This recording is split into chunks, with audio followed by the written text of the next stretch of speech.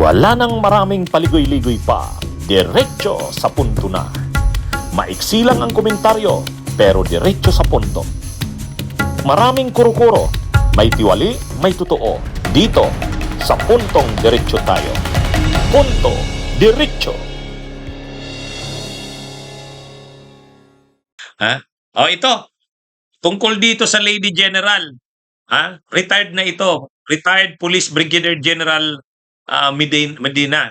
Nakalimutan ko yung pangalan. Pilyedo lang, Medina. Ano? Sikat ito dahil ito yung kauna-unahang igurutang general sa PNP. Alam nyo sa PNP, pag babae ka, maging general ka, brigadier general, ay ano yun?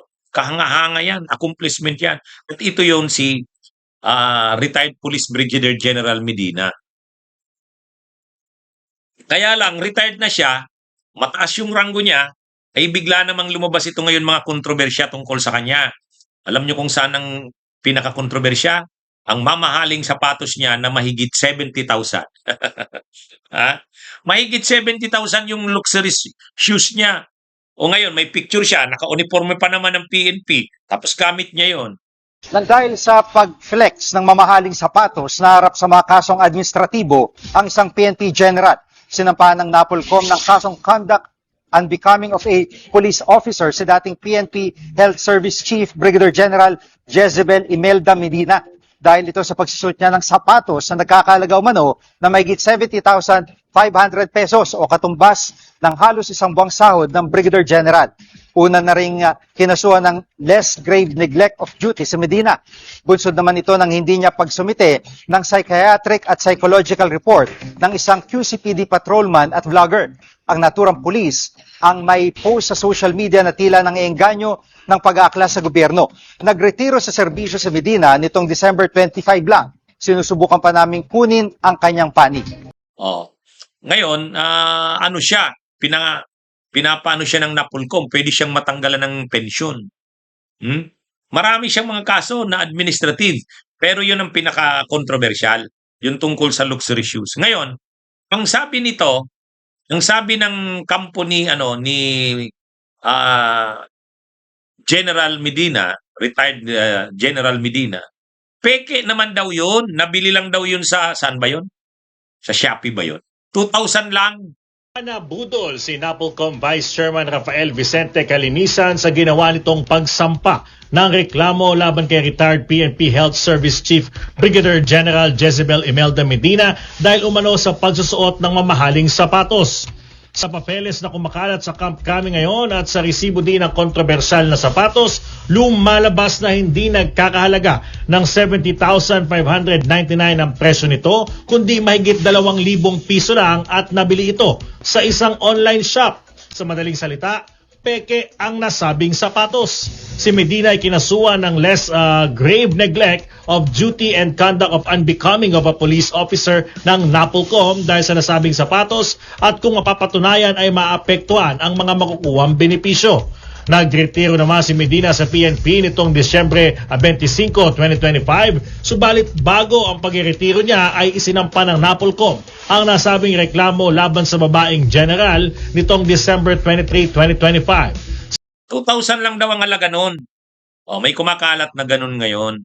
Kaya yun ang kumbaga yung depensa. Sa madaling sabi, ang depensa ng kampo ni retired General Medina, peke naman yung sapatos na yon, bakit naman pinag-iinitan? Mura lang daw naman yun, 2,000. Ang sagot ng NAPOLCOM ni Commissioner Calinisan, wag nyo nga kaming lukuhin. Sino namang maluluko nyo? Ngayon lang ba kami pinanganak? Huwag nyo namang kaming itrato ngayon lang pinanganak. Hindi kami ngayon lang pinanganak para maloko nyo. Kumbaga, tinitindigan ng NAPOLCOM na hindi totoo na peke yun. Para sa NAPOLCOM, totoo yung kanilang aligasyon na yun na siya ay